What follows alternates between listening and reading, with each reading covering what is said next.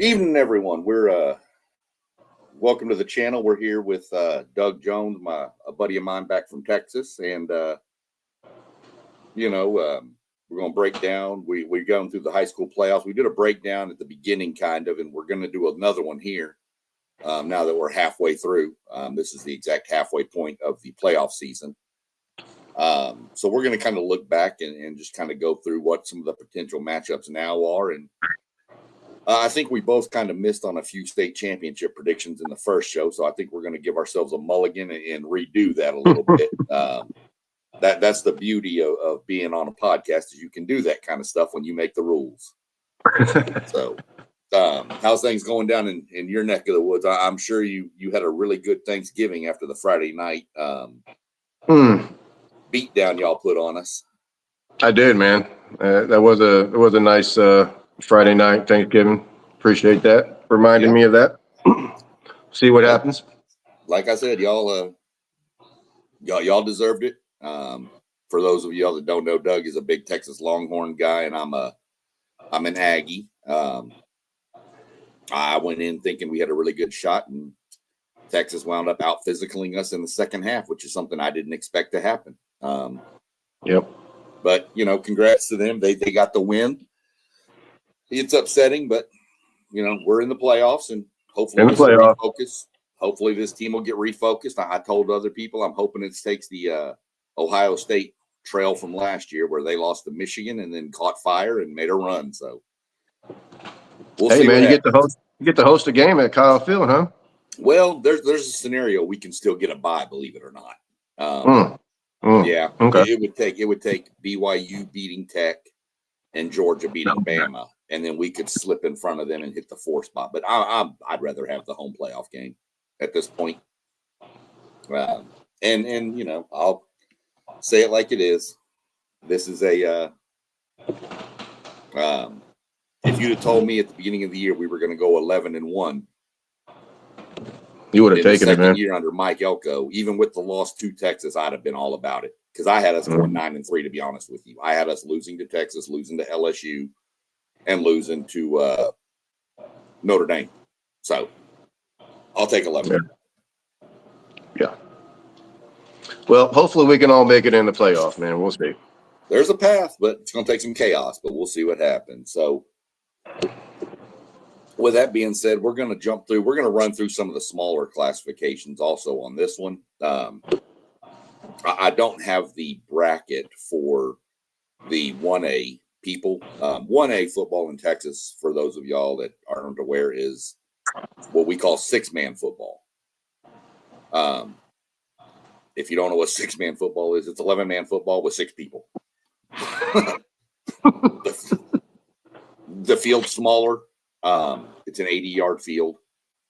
The sidelines are narrower. The quarterback can't get the ball and throw it immediately. If you snap it, he has to pitch it to somebody else to be able to throw it. So normally you snap it to a running back like a wildcat, and then he pitches to who would be your quarterback. Yeah, you can't throw the ball without it being pitched backwards. If you want to watch some more about it, I'll give everybody in the recommendation, go watch on Netflix. There's I think it's 2 or 3 seasons, but it's called the Texas 6. I've heard of that. It follows one of the teams that I'm fixing to mention here, the Strawn Greyhounds. They're one of the better 6-man football teams out there. So it's a pretty good. Hold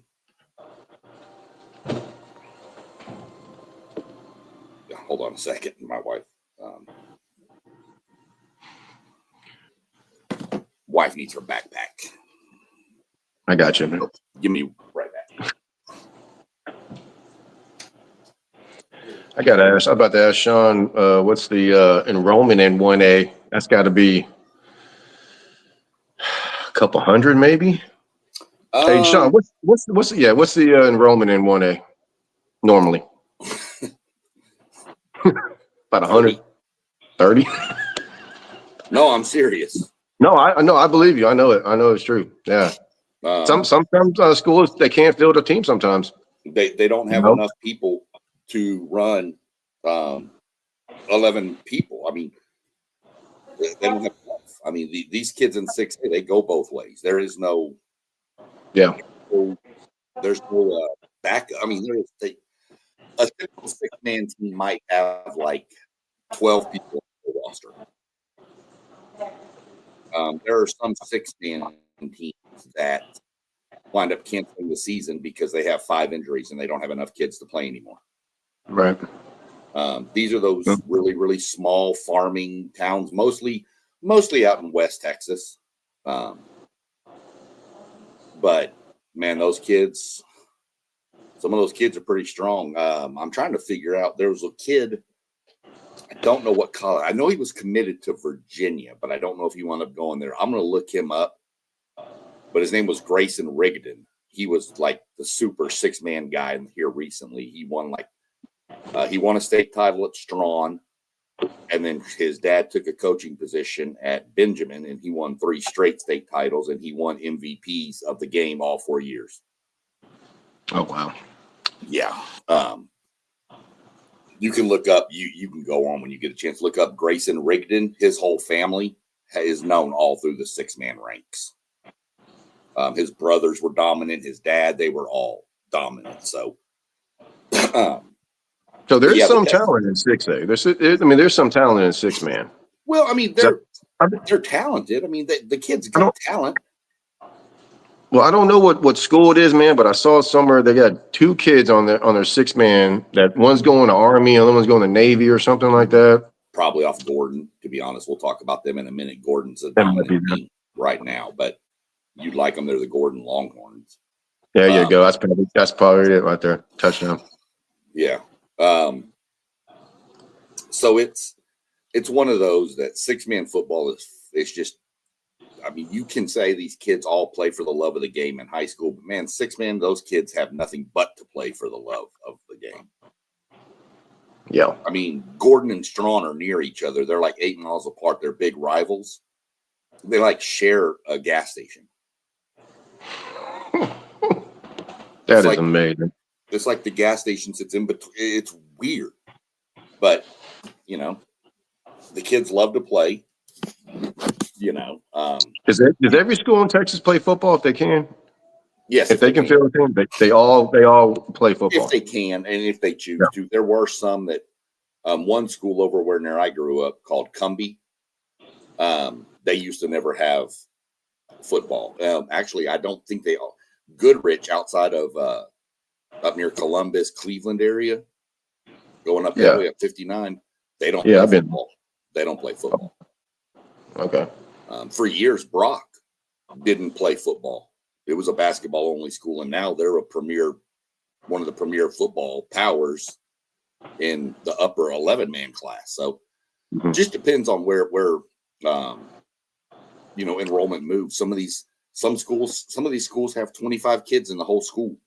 Some have 30, some have, your bigger ones like your Richland Springs, which is more of a private type school, but it's not really private. They'll have somewhere upwards of 70, 80 kids, but not enough to play 11-man football. Right. So just a little different thing. But like I said, the Texas 6, pretty interesting watch. Kind of gives you some insights on the town. It pretty much picks, like, each episode follows one kid or a couple kids through their lifestyle and their home life and all that. Get a chance, watch it. You'll enjoy it for sure. And I can almost bet some of the other people in our viewership will too. And but before we break it down, let me go ahead and do like we always do here. Give a shout out to all of our crew at WTP Sports. You got Rob, who runs WTP for Life. You can find him on YouTube. You can find all of us on YouTube.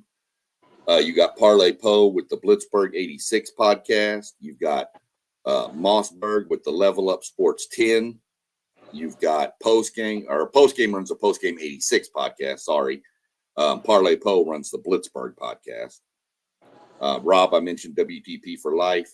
You got T1 on City League TV. You can find him on Facebook and YouTube both. You got FanDuel Zaya, who runs the FanDuel Zaya podcast, and I'm SEC Sean. You can find me on on there as well. You can find me on YouTube. I do a lot of high school football, do a lot of now I'm going to be doing a lot more NASCAR talk coming up. I think we're going to run a NASCAR stream on Friday. If you're watching, pop into the comments, leave questions, ask anything you want. We're here to, inform you and teach you. And if you got some questions about something you don't know, only way to find out is to ask. We'll answer them. If we don't know the answer, I'll make up something that sounds pretty good. So, without further ado, we'll jump into a little 1A. I can't get the bracket to come up, so I'm just going to kind of go through it. I'm looking at 1A Division II, which is the smallest of the small. This is the smallest people that play football in the state of Texas. And that Strawn team is sitting there. They're playing Richland Springs this weekend. They're in their state semifinals because there's less schools. So they're actually, this is their state semifinals. They'll play this week for the semifinals, and then they'll be off next week. And then when everybody else, they'll be the first games that play the following Wednesday for state championship. They get a 2-week break between, which works out because, again, injuries and stuff, that gives them 2 weeks to kind of get healed up to go play. So, but like I said, I can't get the bracket to pop up, so I'm just going to go through. Region 1, the winner of that was Klondike. Region 2 was Jayton. Region 3 was Strawn. And Region 4 was Richland Springs. My opinion on this is Strawn has looked dominant this year. They have one loss to their rival Gordon. I think they're going to get beat by Richland Springs this weekend. I think your state championship game is going to be Jayton versus Richland Springs. It wouldn't surprise me if Strawn beats Richland Springs, but I think Richland Springs is more geared for this run. So I've got Richland Springs and Jayton. I do feel like whoever wins between Strawn and Richland Springs is probably going to be your favorite. So the winner of that game is probably going to be your state champion. So I'll go Richland Springs over Jayton. Richland Springs, they're kind of familiar. They've been there before, right? Yeah. It went for a run there, and if you watch that show, you'll see Strawn and Richland Springs met in like their state semifinal. Sometimes the regional final, based on what region, because they move around a lot in regions in that classification. But they met, man, so many numerous times in either the state semi or the regional final. Those teams were just meeting constantly. But if you watch it, you'll freak out when you see Richland Springs in their stadium for a 6-man school. They're on chartered buses that are owned by them. Richland Springs, oh my, you'll freak out when you watch. You'll be like, where is the... That's why I said it's kind of like a private school, but it's not a private school. Yeah. Apparently, they have a lot of money. Because I saw that. I mean, you got Strawn climbing on them old yellow dogs. Mm-hmm. And you got Richland Springs climbing on a charter to go to a regular district game. And I'm just like, and then their stadium, it looks like something we would have played a playoff game at when I was at my 3A high school. Wow. Yeah, you'll trip out if you go watch it. You'll be like, what in the world? 1A Division 1 is going to be the next bracket we look at. Well, again, I can't get it posted, and I apologize. Your Region 1 winner was Rankin, the Red Devils. Region 2 was Water Valley. Region 3 was Union Hill, and Region 4 was the team aforementioned Gordon. In 6-man football, they do have a mercy rule. 45 points at halftime or after ends the game. Yeah, that makes sense. Gordon hasn't played a second half all year. I think they got the two FBS kids on that team, man. They have 45 everybody in the first half. That's crazy. It's insane. That's crazy. They are. I think they're in a run for their 3rd straight state title. This is going for a 3-peat. And I don't care what classification you're in. You win 3 in a row, you're good. Yeah, you're good. Yeah. So, looking at the bracket, obviously, I mean, Gordon in Union Hill, Gordon should beat Union Hill. That might be the first game that they don't 45 somebody, though. Yeah. Which is sad that it's coming in the state semifinals. But Rankin has got a flamethrower offense. Looking at some of their scores, I mean, you know, they put up 50. I mean, I know it's 6-man. Then they put up 60. Then they put up 82 last week. And it's not. Don't think that's crazy. There's been numerous games where these teams have gone over 100 points. A couple of years ago, a team called Fannondale played a team. I don't remember who they were playing, but the final score wound up being 142 to 140. Yeah. Wow. That's awesome. It's a lot of offensive football in 6-man. I mean, you know, so but for my money, I'm looking at Gordon and Rankin meeting up at the state championship game, and I'm not going to go against Gordon. I just think they're too dominant. Anytime you go through an entire season doing that, I mean, they 45 points strong, and Strawn's in the state semifinals. Yes, it's a division lower, but you know how hard it is, even in any classification. If you're in the state semifinals and you get 45 earlier, like you're not going to see, a prime example, a Manville go beat North Shore by 45 points when we were playing them back in the day, and then turn around in the playoffs and beat them again by 45. You know, you're not going to beat a team like North Shore by 45, period. Right. So to do it to a state semifinalist is pretty impressive, no matter what the class is. That's my thoughts on 6-man football. I don't know if they play that up here in Ohio. I know Oklahoma plays 8-man. But I know some other states play 6-man football too, but I don't know if they have that up in Ohio or not. I haven't really seen about it or heard about it. So it's a way for those kids to be able to play football. High school football is king in Texas. Everybody knows that. And then these kids most of the time wouldn't be playing football if it wasn't for the rules of 6-man football. So I figure that they need to get a little bit of talk about on this podcast as well. Those kids are putting in just the same amount of work, if not more. Probably more. You're right. Yeah. You know, going both ways. Yeah. Right. So next, we're going to jump up to 2A Division 2, which is the smallest 11-man classification. Here's the bracket if we can see it. I don't know if y'all can see it or not. Region 1 is Stratford and Groover, though this is mostly your way west Texas and Panhandle teams. Region 2 is going to be kind of around the Metroplex, a little bit spread. You got Lindsay, and I know you've heard of Munster. Oh, yeah. Munster. Region 3 kind of creeps into the, East Texas, north side Houston kind of stuff. You've got that's where Mart normally comes out of. Yep.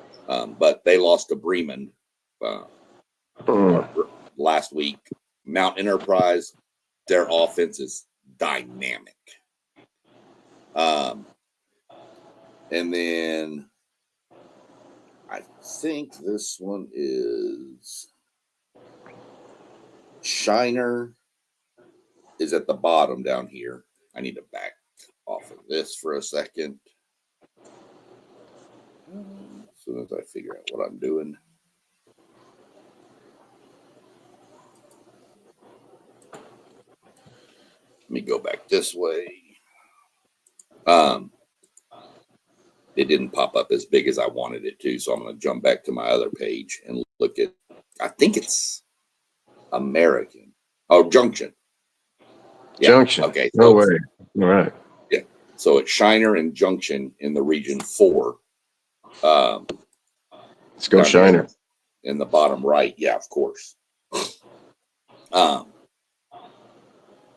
I don't follow Region 1 as much just because it's so far out there. I have heard of Stratford, and I know they're really, really good. I know of Munster. Munster's always got a solid program, those German boys out there in Munster. Shiner in Region 4 down there in the bottom right-hand corner, Shiner and Junction. Junction's most famously known for the Junction Boys. The Junction Boys. The Bear Bryant when he took the A&M team out there and beat them to snot. Beat him to snot, man. Ruined the Sugarland Express's career, man. Yep. Pretty much. And then up at the top, you got Bremond and Mount Enterprise. Like I said, Mount Enterprise has got a great offense, but me looking at it right now, I think Bremond is on a mission, and I just think they're going to wind up winning that region. Junction's a good story. I like Junction, but Shiner's got the pedigree. We all know that. Yep. Good beer too. On the left-hand side of the bracket, Munster and Lindsay. Munster. I think we're on a collision course for Munster and Shiner in the state title game, and I don't honestly know who would win that. I'd probably go edge to Munster. I think they're a little more experienced this year. I think Shiner's got a few younger kids, like maybe sophomores and juniors, whereas Munster, I think, has a lot of seniors. And I think Munster, if I'm not mistaken, won state last year. So I'd probably lean a Munster Shiner state championship with Shiner falling to Munster, but it wouldn't shock me to see Shiner win it. Just that pedigree. Yeah. You know, there's something else out there.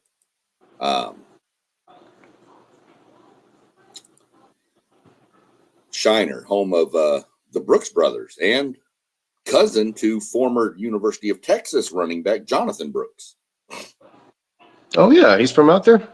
He's not from Shiner. Yeah. He's from Hallettsville. Yeah, that's what I was about to say. Hallettsville. Okay, but they're all cousins. Him and the number 25 on Texas A&M, Dalton Brooks, was from Shiner, and his brother Dylan Brooks was from Shiner too. Wow. Yeah, and they were all cousins. And I think Jonathan Brooks is with the Panthers now. I think. He may be. Yeah, I don't know. Yeah. That's great, man. Shiner, Texas. Yeah, Moss said he can barely see us. I don't know why. You don't need to worry about seeing us, Moss. There's nothing pretty to look at over here. No.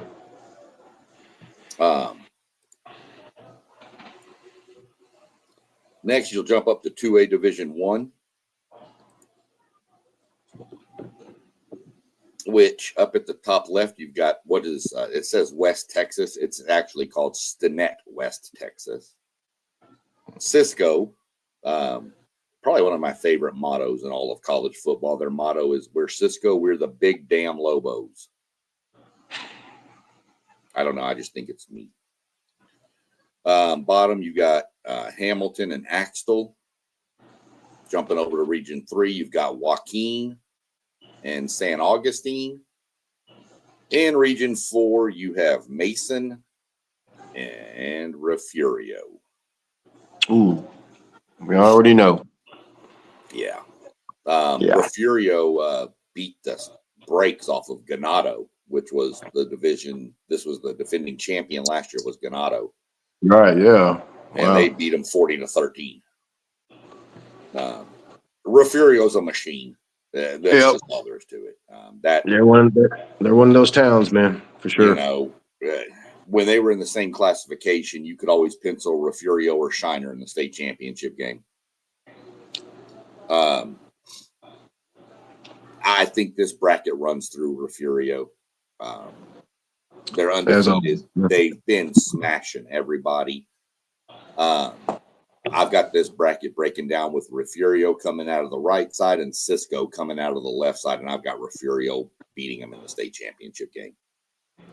Stinnett, West Texas has a pretty good offense.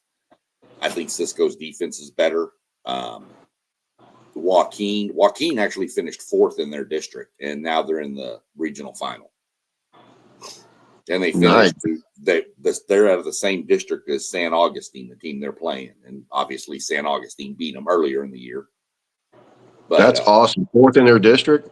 Yeah, man, that's great for those seniors, man. That's awesome, man. Well, you get a lot of that where people say that there's too many teams make the playoffs now, but look at this 4th.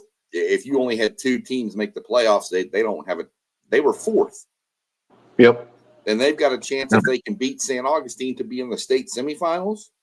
So I think this is Refugio's to lose, to be honest. I don't see it being any really much of a challenge. Wrong button. Let's see. So next we'll move into 3A Division 2, which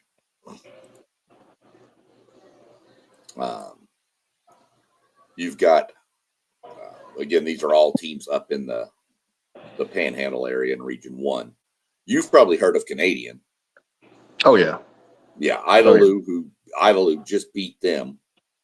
And Wall. What? Yeah. Region 2, you've got Leonard. I think that's Leonard. Yeah, I think it's Leonard taking on everybody. You've heard Gunter too. Mm-hmm. Gunter is actually going for the 4P this year. And over on the right-hand side of the bracket, you got ARP and Newton. People have heard of Newton.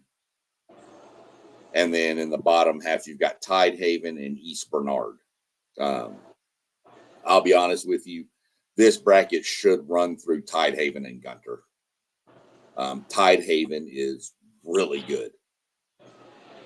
Yeah, and Gunter's the usual suspect, I would say. Right. Yeah. I think Gunter has won this region like 9 years in a row. Yeah. And like they're just a power machine. What's crazy is their coach resigned out of the blue before the season started too. And then didn't skip a beat, huh? Nope. But those good programs don't. No, you're right. Especially if the coach leaves later in the after the season, in the middle, they have plenty of time. Or if he leaves late, then they just promote from within because they don't have time to go find a coach. And a lot of times that's why a coach will do that. So this bracket's going to come up at Tidehaven and Gunter. I don't know. Tidehaven is really good, but never been that far. I don't, not a lot of experience that deep. Gunter's been there, done that. It's hard to 4-peat in the state of Texas. It's hard. It's hard to 3-peat, but it's hard to 4-peat. Very, very few teams have done it. Yeah. I think the last one to 4-peat was probably Sealy in the early 90s. They definitely won 3 in a row for sure. I know that. Sealy won 4. I know that because they beat up my team twice. Oh, wow.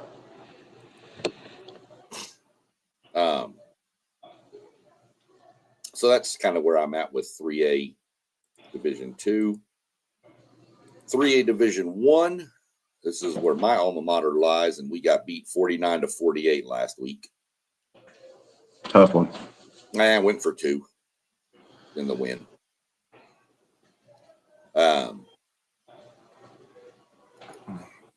To be honest, I think this region is going to come down.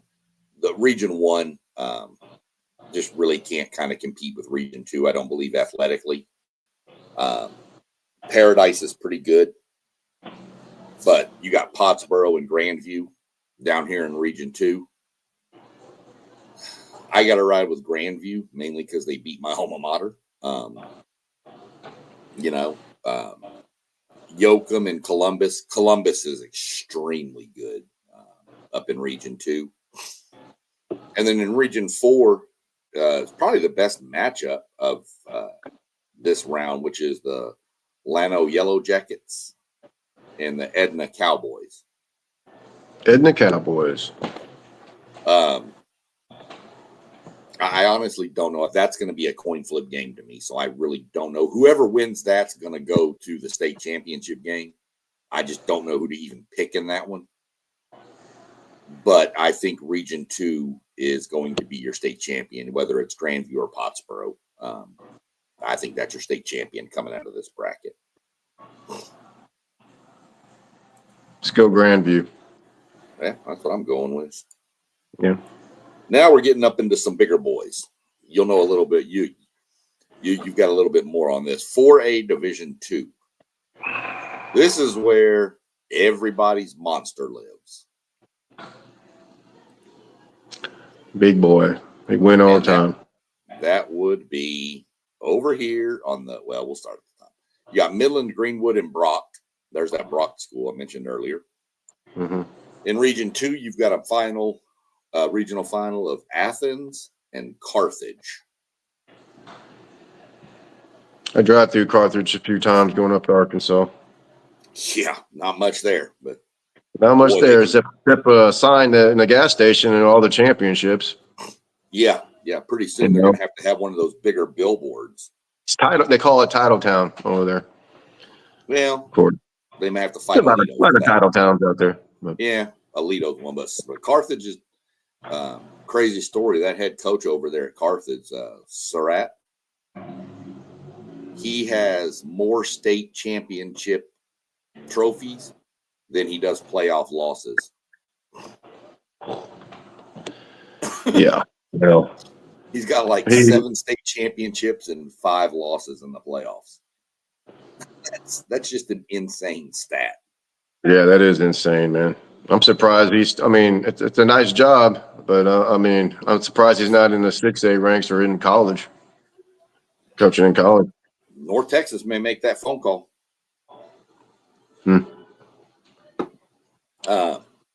Region 3, this is the region Doug and I was telling him about off air. This was the region that was loaded with blue bloods in the regional semifinal round. West Orange Stark went against Sealy, and Lamarck went against Waco La Vega. That is 4 of the perennial powers in the state of Texas in their classification. Lamarck is down near Houston, and for those that don't know, Lamarck went to 7 consecutive state championship games. They didn't win them all, but they went to them, and that's a streak that I don't ever see being broken. Mm-hmm. They won 3 and lost 3. I thought it was 6. I guess I think it was 7. I think they lost 4 and won 3. Okay, I know they lost to Stephenville 3 times, and they beat Denison 3 times. And then they lost beat to Stephenville, I think, the last one. Wow. They went like a negative 3-peat, a positive 3-peat, and then a loss of 1. I'll relook that up again. I've got the magazine out in the other room. And it was crazy. I was in high school, man, and I remember Lamarck back then because I used to play Galveston ball every week. I mean, every season. And dude, it blew my mind every time Lamarck would lose to Stephenville. Yeah. But I know now. But back then, I was like, what? Well, Stephenville had them quarterbacks out there. Yeah. You know. Yeah. Kendall Bryles, man, that's a name you might want to throw around. He's a coordinator at somewhere. I can't remember now. Yeah, I don't remember where he's the coordinator at. That's Art Bryles' kid, by the way. Yeah, Art Bryles' kid. This region, or this whole bracket here, the right-hand side is Cuero and Sinton on the bottom down in Region 4. I think whoever comes out of Region 3 is going to win that side of the bracket. I believe it's probably going to be Waco La Vega. They run that slot T, which is the devil. It is. God, that offense. It's hard to explain, but anybody watching, you want to know what the slot T is, go look up the slot T offense in Texas high school, and it is the hardest thing to prepare for. Worst thing to prepare than the wishbone. All you got to do is line up wrong one time, man, and it's to the house. It's crazy. And it's fullback dive, end around. There's so much misdirection.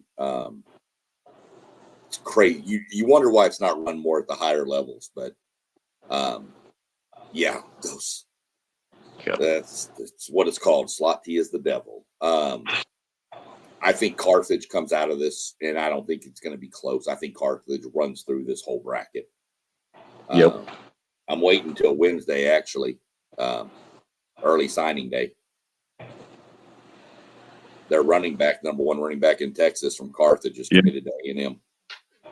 Oh, really? Yeah. I thought he was looking at Texas.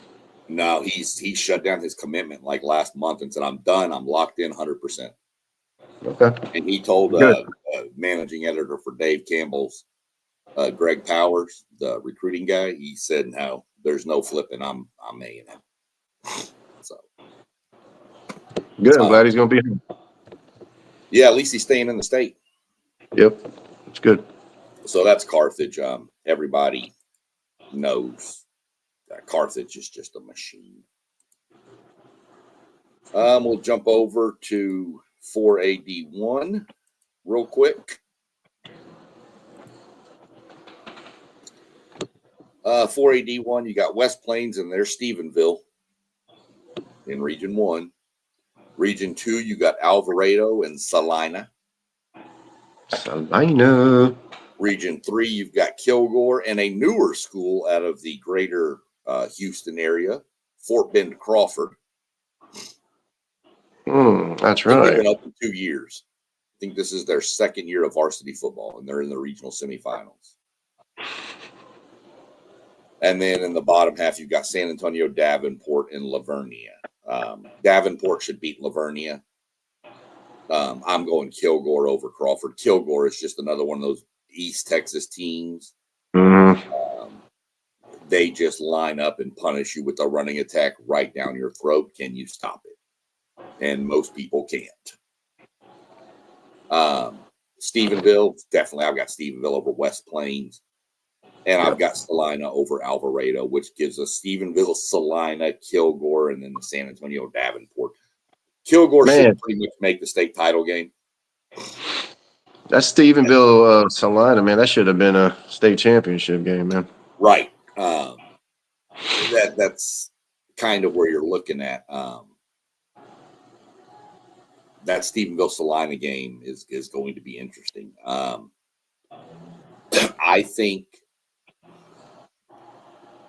I think Stephenville's offense is just gonna. I think Stephenville beats Salina. They still pitch it around over there, huh? They built that new stadium, Art Briles freaking stadium. It's beautiful, man. Oh yeah. Oh man, millions. I don't even know how much it was. Probably like 40. Who knows? They didn't have a choice though. Tarleton told them you can't use Tarleton anymore because Tarleton was transitioning to Division I football. Yeah. And they can't play high school games on the college campus. So, I mean, I guess they could do playoff games there, but not like every game,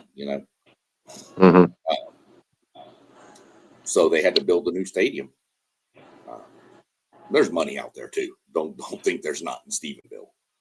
All them big ranches out there. Yeah, come on. I was about to say, man, it's a farm town. I thought it was more of a middle class, but I think they got some money out there too. All ranches. Ty Murray, all them boys are from out there. I think Stephenville gets Salina, and I think you're going to get a Stephenville-Kilgore state title game. I think Kilgore beats Stephenville too in the state title game. I think Kilgore's my pick for state this year. I think that Kilgore defense and the Kilgore running attack will limit Stephenville's opportunities. I mean, you look at the scores Kilgore's put up in the playoffs. They won their first round game 41-14. They beat Stafford out of the Houston area 42-0, and they beat Bridge City out near Beaumont 34-0. They've pitched back-to-back shutouts in rounds 2 and 3 of the playoffs. Pretty impressive. Yeah. So that's where we're at with Region 3, or I'm sorry, with 4A Division 1. That'll clear out most of the smaller. Now we'll get into Surratt doesn't have 10 titles. WPP for life. I'm going to answer that question real quick. Carthage might have 10.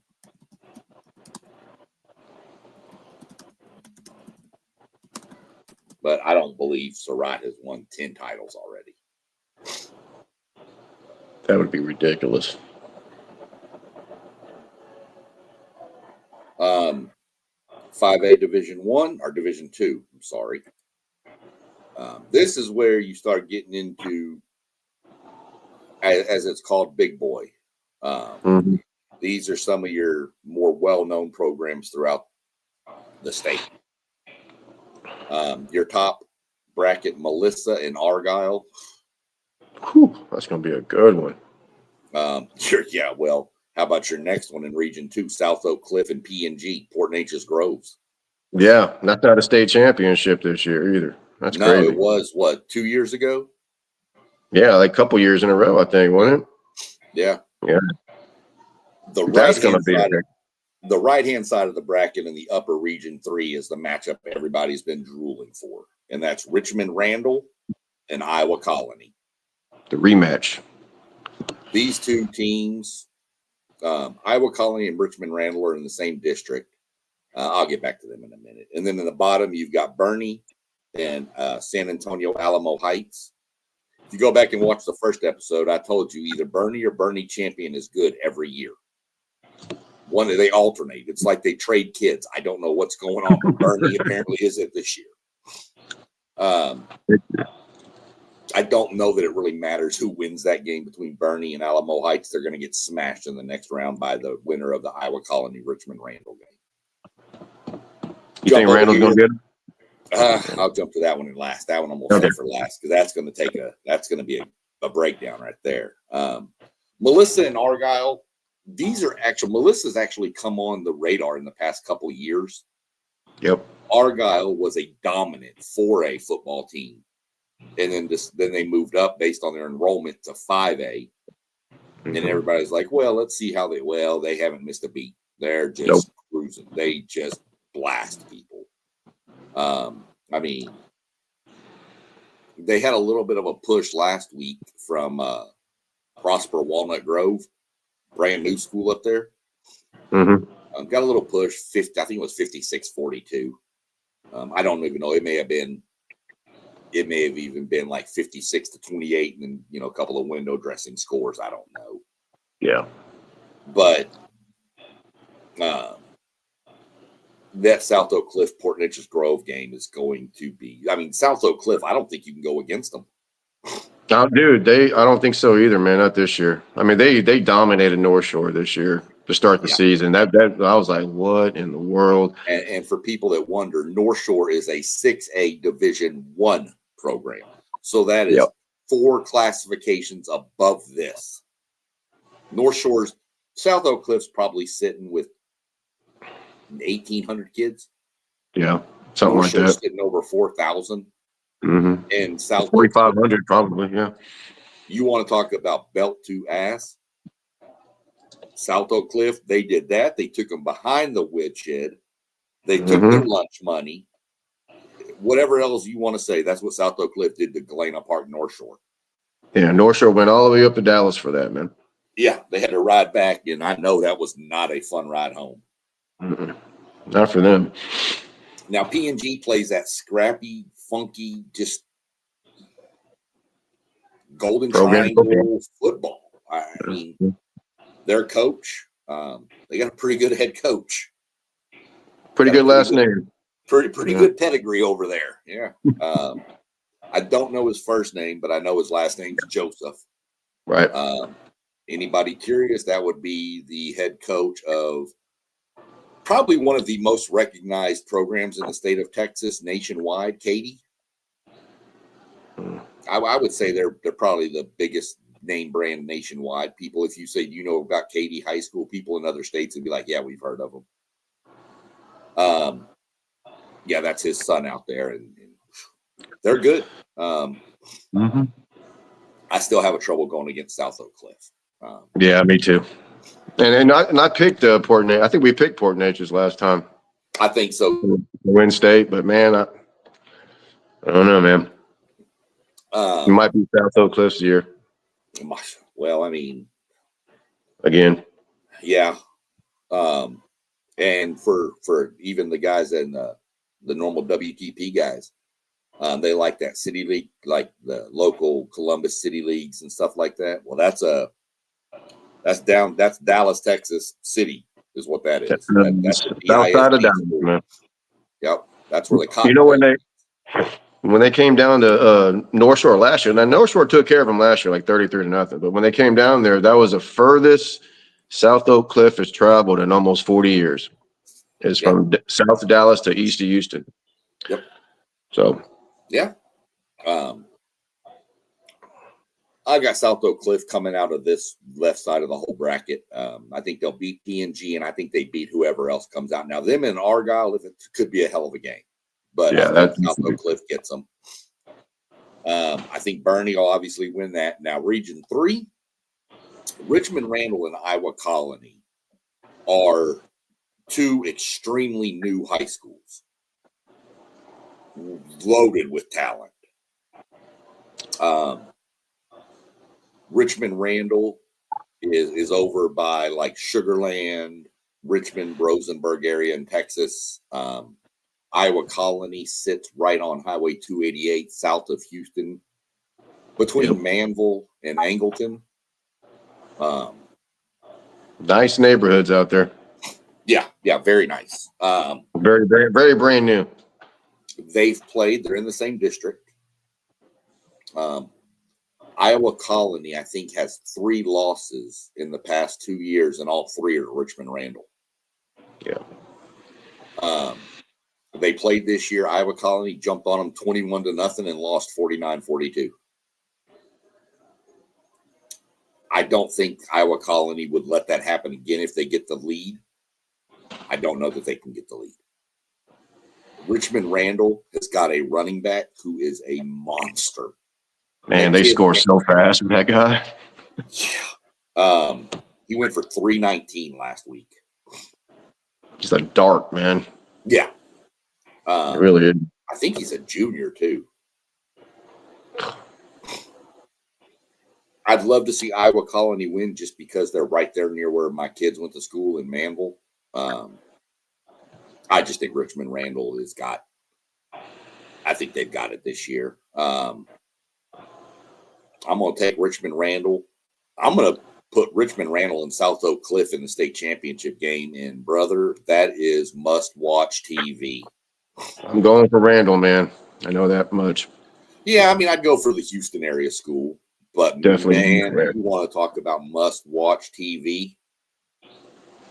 If you can find a way to watch that game, you better find. I don't care if you're in Alaska. I don't care if you're in Panama City, Panama. I don't care if you're in Europe. You better find a way because that is must-watch TV right there. It's going to be a Friday night game. Probably. It possibly. I'd have to look and see how the schedule falls out. Or maybe a Saturday early game. Friday at 7 p.m. or Saturday at 11 a.m. To me, that they should make that prime time. Yeah, that game needs to be Friday night. That's like that Manville Highland Park game in 2017. That game wouldn't have done the justice at 11 a.m. No, not at all. No. Yeah. So then we'll jump over to 5AD1.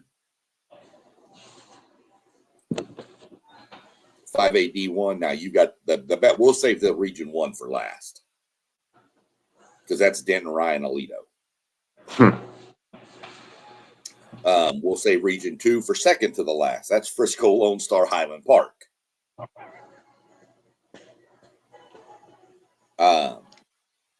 To the right side of the bracket in Region 4, this hadn't been updated when I saved the picture, but I already know who I can fill in Region 3. So there's a team missing. There's some missing in 6A too, but I know who it is. Region 4, you've got, I think the easy pick is Smithson Valley taking on New Braunfels. Yeah. For those that don't know, New Braunfels is the only team I know of that has a mascot of the unicorns. Unicorns. So if you've never seen a unicorn. The team Grandview we talked about earlier is the only team I know of that is the zebras. So Little fun fact. We have They got the short ones out there somewhere. Yeah, we have Schulenburg. Yeah. We have some weird mascots in Texas. We have the Progresso Red Ants. I mean, you've got some weird ones. El Campo Rice Birds, man. So, Robstown has the weirdest of all, and I'm not going to mention it on this stream. You want to know what Robstown's mascot is? Feel free to go Google it. You will freak out when you find out what it is. Yeah, we got the Frost Polar Bears, the Winter's Blizzards. Some of them make sense. Yeah. Some don't. So, anyway, I think Smithson Valley smashes New Braunfels. Smithson Valley is just another one of those machine teams out of the greater San Antonio area. Northside, yeah. Yeah, Northside ISD over there in San Antonio.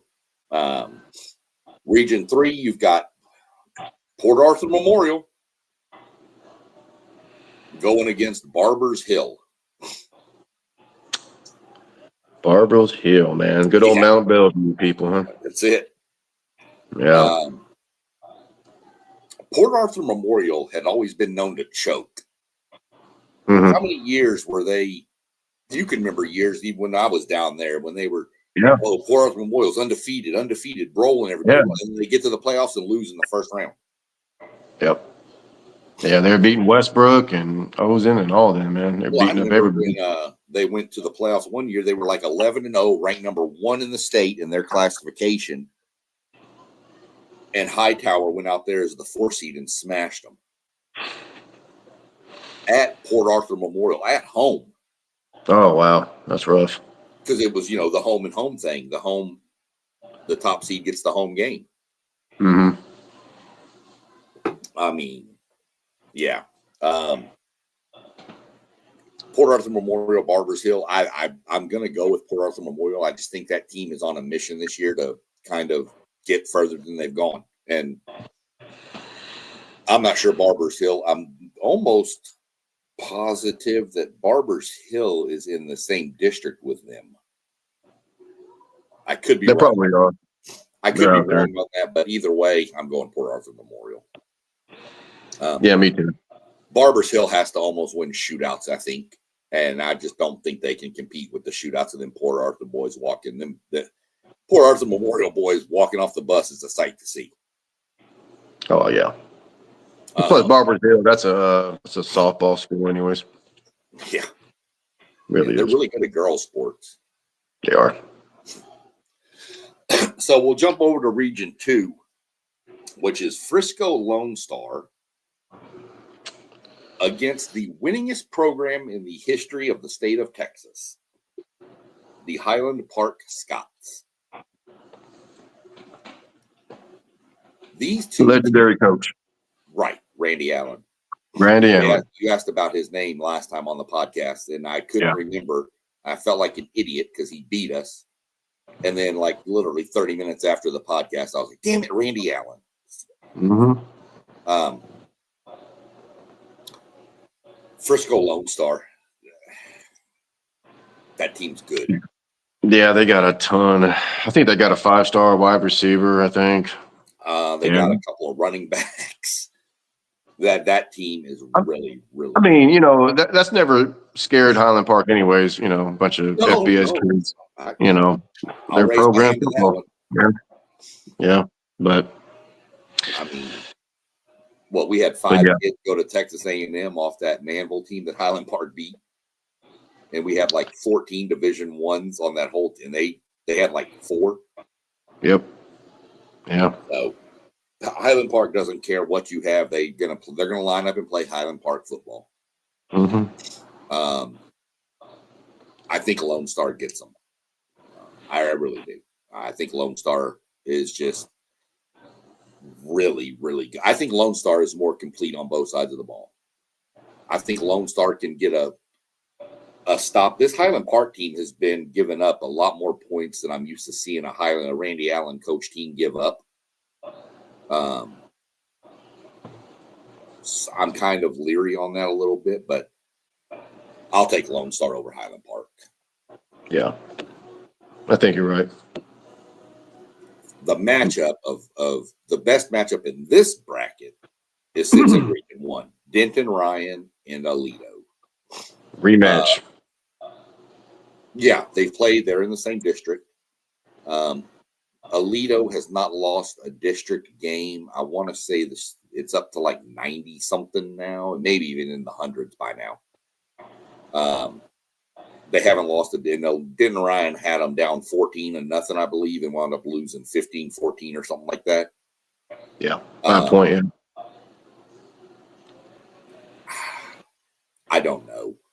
It's playoff time, man. I got to go with Aledo. I don't. I mean, Dan Ryan's good, man. They got this tight end, defensive end, whatever he is. He's a big boy. I think he's only a junior, and he's gotten like 40, 50 offers, man. So yeah, but, yeah. I mean, I'm torn in that one. It's hard to beat a team twice. It is, and I'd say if you want to go with experience, you'd go with Aledo, but Denton Ryan's been there just as, Yeah, you're right. I would tell you right now, if this is the 11 a.m. game on Saturday, or not Saturday, but if you had the ability to watch that Richmond-Randall game and then turn around and flip over and watch this game, oh, man, you'd make your whole afternoon right there. You wouldn't even need to worry about the college football championship games. Just watch this. Mm-hmm.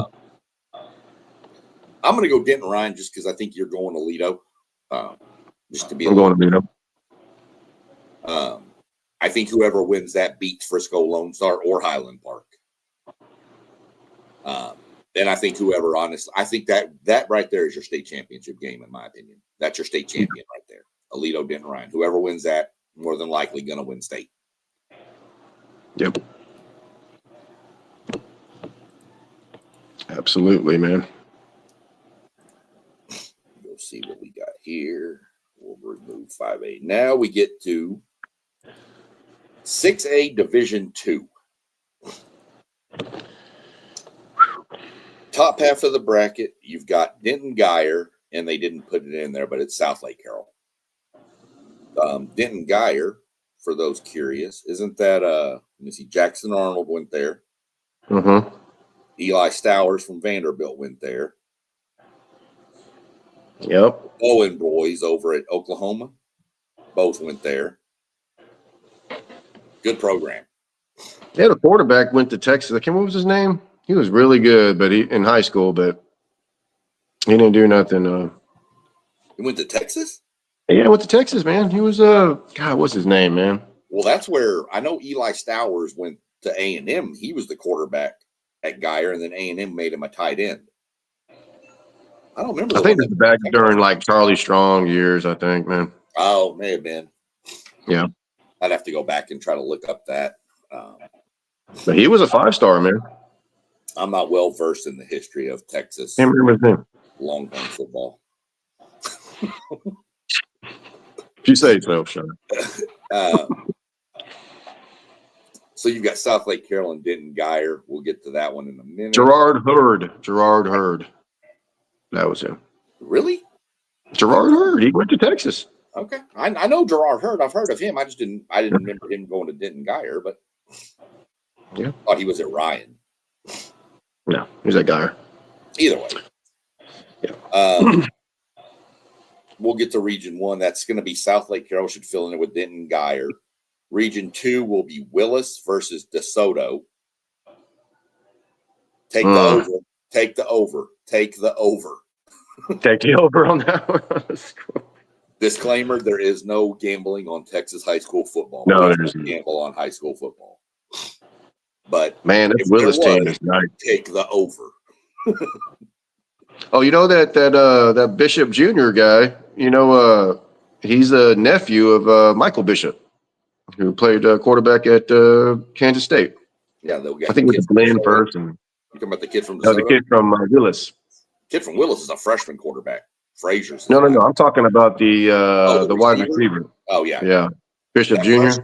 That freshman at Willis, go watch him. Go watch his highlights. He's a freshman. Was a quarterback? Yeah, Willis, go watch him. He's a freshman. Oh, Go watch him. that kid's a freshman, dude. I've seen some highlights. That dude's a freshman. That's sick. Yeah, And they got a tight end going to U of H, I think, or Willis, doormat yeah. of Texas high school football for years, is now just Isn't that crazy? talent. DJ Lagway out of there, yeah. Yeah. Yeah, he's a freshman. Already, I mean, he obviously already holds an A&M offer, and I'm sure he's going to get tons more if he doesn't already have them. Wow.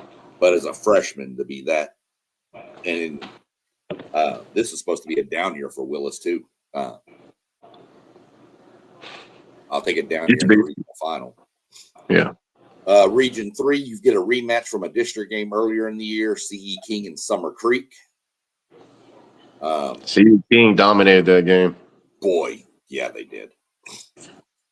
Region 4, you got some really good matchups in this whole bracket here now. Region 4, you've got Vandergrift, who was my pick to win this region. Yep, and sure Dripping was. Springs. So, Dripping Springs, Vandergrift. I don't know that. I'm going Vandergrift because I had them winning this region at the beginning. Yeah, I'm going to go Dripping Springs. I think I went with them. I think you did too. Yeah, I think I'm going to stick with that. Top half of the bracket. I'm pretty sure I took CE King. I think you took Summer Creek. I did, man. But I don't think that's going to work out. Yeah. Do you believe CE King missed the playoffs last year? Yeah. That's probably why they got a new coach. They got a first-year coach. And look what he's doing, man. I don't know his name. But I will soon. Right. that east side, Humble, Atascocita, east side of Houston is just stacked. Even Kingwood College Park over there. Yeah. Everybody but Channelview. Ever since Jalen left. Yeah. Jalen Bird. Yeah. Is his dad still a coach over there? I think he is. I don't know. He might be. He's been there a long time. Out of that, I'll take CE King out of Region 3. I got a CE King Vandergrift. You're going to have what? CE King Drip? Yeah, I'm going to go CE King. I'm going to have to change it. Yeah. I'm going CE King with that, yeah. Region 1, South Lake Carroll, Denton Geyer. Denton Geyer's good. South Lake Carroll's different. Yeah. Don't bet against South Lake Carroll. And if you go back and watch, if you remember, I told you South Lake Carroll was in the dirtier side of that bracket with the landmines they could encounter, with Prosper and all that sitting over there. Mm-hmm. They've just handled business. Yeah, they had to play that game at midnight, man, because of the rain. They didn't get done till like 2 o'clock in the morning, 3 in the morning. That's what happened with that Commerce Grandview game. It got delayed at like 8:30 Central Time and didn't restart till almost midnight. Wow. Yeah. Region 2, you've got DeSoto and Willis. I like the kid. I like Willis. I don't know that a freshman against DeSoto is what the option I want to take. I got DeSoto winning that, which is going to set up DeSoto, South Lake Carroll. South Lake, you know what? They've always handled DeSoto, except for that a couple years ago when DeSoto won the state championship. Yep. And and I think South Lake was maybe a foot away from sending that game into overtime. Yeah. So it took history. I don't know, man. I'd have to go with South Lake anyways because that's a South Lake this year. I don't think you vote against South Lake this year. They got 8 or 9 Division I's, mostly Power 4 on the offense. 11 senior lettermen on defense. It's crazy. Look at the potential matchup, though. This is just funny to me. You could have South Lake Carroll, rich neighborhood against the CE King. One of the most non-richest neighborhoods in Texas, in Houston. Yep. You talk about it. Yeah. CE King, though, that team came out of nowhere. here recently. They were another doormat like a Willis, and now they're there. But I think South Lake Carroll definitely takes out this bracket. Probably going to get more of a South Lake Carroll, either Dripping or Vandergrift. I think your state title game comes out of Region 1 and Region 4. I'm not sure that Region 3.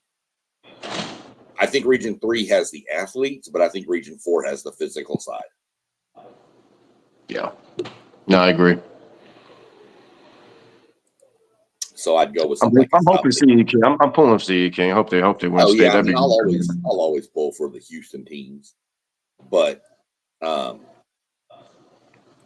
you know, I just think physicality that deep in the playoffs is going to play a big part. Yeah. Final bracket.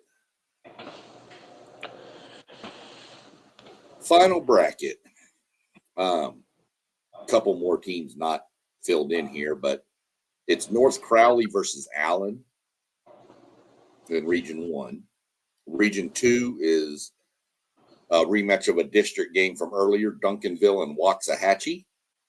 Mm-hmm. Region 3, pretty tasty little matchup there. Galena Park, North Shore, the aforementioned, and the Dickinson Gators, the alma mater of who? Andre Ware. There we go. Yep. You'll hear him One on horse ESPN, GATA. You'll hear him doing games on ESPN doing it. You know what? If you ever had a chance, go on YouTube and look up Dickinson Gator football vertical alignment, and it's an in-depth look on how they get their youth football programs and their feeder schools in line with their high schools. They bring these youth football coaches in, they coach them up, they teach them schemes and fundamentals, show them how they teach it, so that way they can teach it. So by the time the kids get to Dickinson, you know, they already know half of what they're doing. So it's pretty interesting stuff. You want to look that up. Vertical alignment, Dickinson Gators football. Well, that's cool. I'll go check that one out. Yeah. Same thing. I think Gary Joseph used to do at Katy before Katy exploded to like 15 schools. Absolutely. Yeah. Yeah. So you got North Shore and Dickinson there. Bottom half, you've got San Antonio Johnson and the mighty Lake Travis Cavaliers, who, by the way, we were talking about this last time. They have 6 state titles. Okay, they got 6 of them. They have 5 down the L and then 1 on the T. Okay. Yeah, so they have 6. San Antonio Johnson is good, but Lake Travis is really good. Yeah. Yeah. Lake Travis has won so many different ways too. They've won games where they were trailing the whole game and came back at the end and won. They've won games where they've just blown teams out of the water. Mm-hmm. They've won they just won a little bit of different style. Plus they've got the pedigree of being there. So I'll take Lake Travis out of Region 4. Region 3, North Shore and Dickinson, man. I'd like to see Dickinson do it, but I think North Shore is catching their stride. Yeah, I think you're right too, man. They've been playing really well in the playoffs, and I mean, I like to see Dickinson too, man. They're undefeated. They're having a great year, man. But no, man, I got the show. I got North Shore. That's me. Plus, I mean, you're going to get that matchup, I think, if you get North Shore and Lake Travis. It seems like it's either North Shore Lake Travis or North Shore Austin Westlake. Yeah. Oh yeah. Yeah. It wouldn't be. I'm not going to be upset if it's Dickinson. I'm not, but I think you go with the pedigree, and it's been a while since Dickinson's been this far. Yeah, it has been a while. You're right. North Shore, you can pretty much always pencil North Shore into this round of the playoffs at minimum. Yeah. Region 1, North Crowley and Allen. I'm going to stick with North Crowley. That was my pick. I said we were going to get a back-to-back in this classification. I'm going to stick with North Crowley. They kind of scared me in one of their games. I think it was against I don't remember who it was against, but they kind of gave me a little bit of a scare. I like North Crowley over Allen. Yeah, I mean, I picked Allen earlier, so Yeah, I guess I'm gonna stick with that one, even though I think North Crowley may pull it off, but I think Allen's still undefeated, aren't they? yeah. Yeah, they haven't lost a game. Okay. No. Yeah, I'm gonna go with Allen. I'll keep it. Yeah. Yeah. You got a rematch down in this bottom in Region 2, Duncanville and Waxahachie. And if I'm not mistaken, Waxahachie beat them earlier. They sure did, man. It was an upset. It was earlier in the season. But yeah, Waxahachie got him. I'm going to look that up real quick. That's why I like Duncanville this time. Yeah, they beat them 27-28. Yeah. Yep. Yeah. God.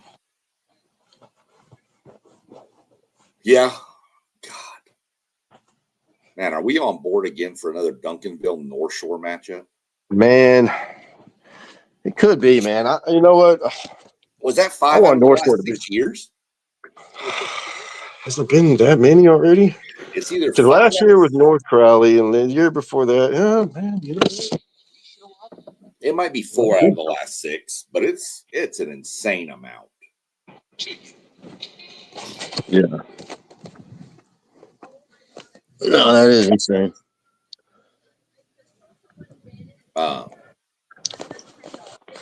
So yeah, I mean Duncanville and Waxahachie. I think Duncanville gets them. And then I think you get some fast options and something to win on dealdash.com. And today, what are you doing?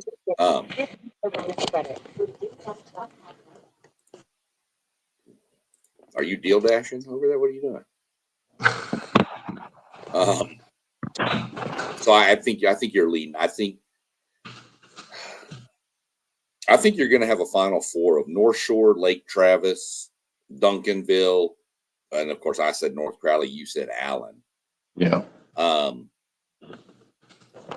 That's 4 tasty matchups right there.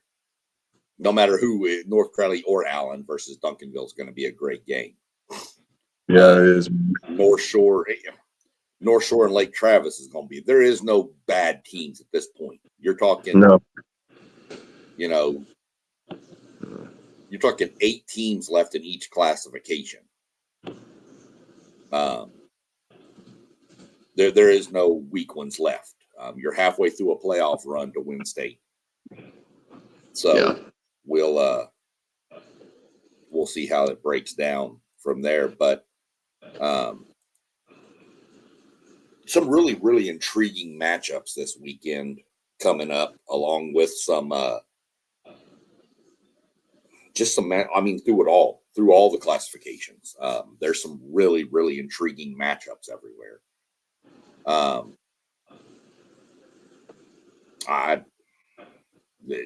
This is when the rubber meets the road in the state. Our old coach Kirk Martin at Manville High School posted his thing that always said headhunters play in December. That's a good one. And that's what we took that year. We went to the state title game. That's what he's always told the kids, we'll see how it shakes out. It's going to be interesting. That is for sure. We got some good matchups coming up. Like I said, if you've got the ability and you can get to Victory Plus on a smart TV, it's an app you can get. They broadcast some of the high school football games, and they also have the high school scoreboard show, which is I think is Saturday at 11:30 our time. Either way, you can find it on there. where they break down pretty much all the highlights and stuff and show you all the different teams and players and interview coaches and stuff on there. Good little place to get some content if you're curious. For the guys up here in Ohio, that's there's some names y'all will probably be hearing coming to the Ohio State University for sure out of that state. So, and some of the better talent you'll see all around the nation. So these kids going to different schools. So, well, they definitely got some Ohio State commitments. I know Brock Boyd, he's 5-star wide receiver from South Lake Carroll. Yep. Check that kid out, man. He's a real deal. Y'all gonna like him a lot. So I think, yeah. So I think Ohio State, ever since they got David Boston, man, they never left. You know, they kept recruiting. Well, Garrett Wilson, that was a little different one because he was from Columbus. He was born and lived up here, and then his family moved down there. So he had always grown up a Buckeye. Okay. So that one was a little different. But Jackson Smith from Rockwall, you know, he came up here.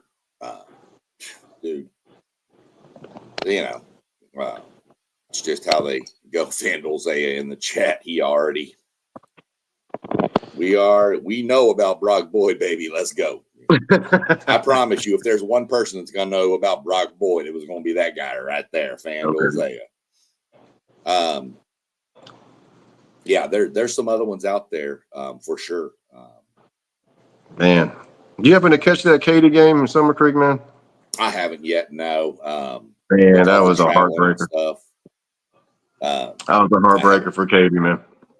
Yeah, I saw the final play. Could have been a pick play on the wide receiver. Could have been called offensive PI. Don't think you're going to make that call at that point of a football game in the high school playoffs, though.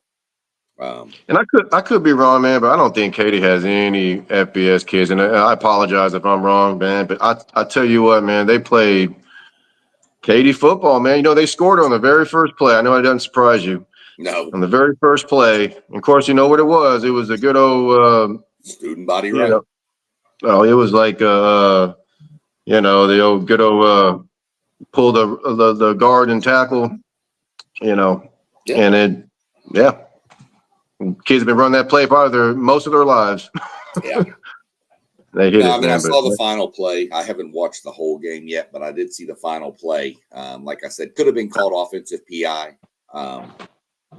Don't think you make that call at that point of the game. I understand Gary Joseph was mad, and I understand why, but I think if he looks back on it, he'd want the same thing to know. He would say that's a no call. Gary Joseph was losing his mind because of a blocked field goal, blocked extra point. I think he said that they might have got some elevation behind it. You know, he might have jumped on somebody, and they missed it. Well, again, you don't want the refs to decide the game, but I mean, you know, Gary Joseph will look back and tell you they should have never been in that position. Yeah, you know. So yeah, we're creeping. We got a couple more weeks left of high school ball there.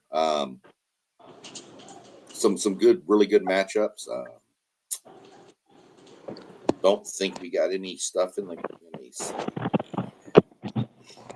Let's see. Not really much in the chat. No. So, yeah, it's been one of those things. I'm pretty sure we're going to be on tomorrow. I don't know what your schedule's like. Pretty sure we're going to be on tomorrow because the playoff, you know, of course, will come out tomorrow. The new rankings from the committee. So I don't know what that's going to look like, but I'm pretty sure we're going to be on then. I know there'll be content posted on all these different channels throughout the week. For everybody out there, go hit up all those channels, like them, subscribe them, follow them up, do some stuff there. There's good content on all there. We'll be throwing, probably going to throw my third part of my NASCAR for beginners this Friday.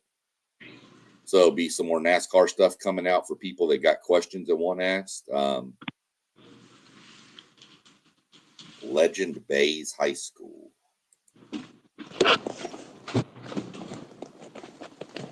Not sure I know.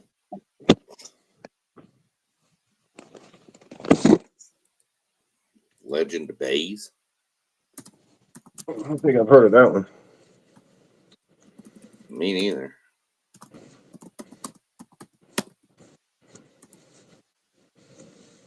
Oh, that's the guy. That's the quarterback. That's why it didn't make sense.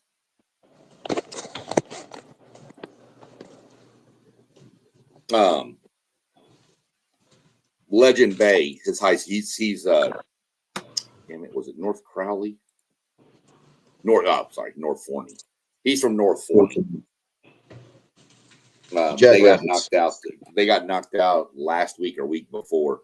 I think he's another Ohio State commit, though, quarterback. If I'm not mistaken.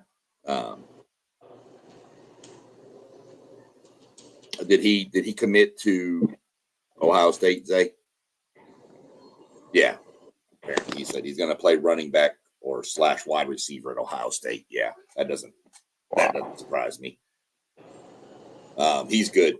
That North Forney team, they had a good running back there too, and I can't remember his name either right offhand, but he was a good running back. Jackrabbits, right? Forney? No, Forney is the Right. Jackrabbits. That's I don't the know what North Forney is. I don't know what North Forney is. It's weird. They got some cool looking uniforms up. I mean, they do. They look pretty neat. Yep. Yeah, that doesn't surprise me. He runs a 10 300-yard dash. That doesn't surprise me. Damn. Forney, back in the day, had a kid by the name of DeBrian Blanton, went to ran track at Oklahoma. I saw that kid in an indoor track meet run the 60-meter, pull his hamstring halfway through, and he had such a big lead halfway through a 60-meter race, he coasted to the end and won. With a torn hand? Yeah. Good Lord. Yeah, Crazy. that kid was fast. So, we might have to, since I got Zay and all them in the chat there, we might have to see about throwing something down Wednesday with early signing day. Hey, man. I love recruiting, man. Oh yeah, me too. But get together, go through some of the, everybody like Zay, of course, the Ohio State. We got some Michigan guys on here. Got a Notre Dame guy. You're a Longhorn. You got a Florida State guy. You got me and Aggie. You can kind of go through and touch base on some of our top signees from the early signing period. And just kind of look around and see what everybody thinks. I mean, we'll see.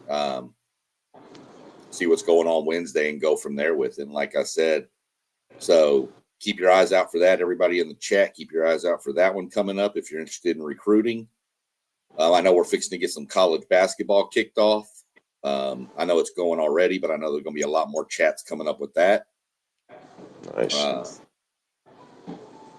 So y'all keep it going. We got, of course, the playoffs fixing to start in college football. So we'll have tons of comment. There was tons of comment dropped last week. Some of it I'm going to tell you not to go watch because I look like an idiot on some of my stuff I said, but that's okay. So we'll call it good, and we'll keep an eye out and get something going Wednesday, hopefully, and then like I said, Thursday, Tuesday, Thursday, Friday. Friday we'll drop some NASCAR content and go down the road from there. So let's do it, man. I'll see you guys tomorrow night. It's gonna be fun. It's gonna be interesting. Yeah. Tomorrow's gonna be real interesting. So let's see where we go from there, and then we'll prep for the rest of the week after that. Other than that, have a good evening. I think we're fixing to get some snow up here, so have fun with that. Oh, loads. I'll catch you later. All right, brother. Have a good night, man. Bye.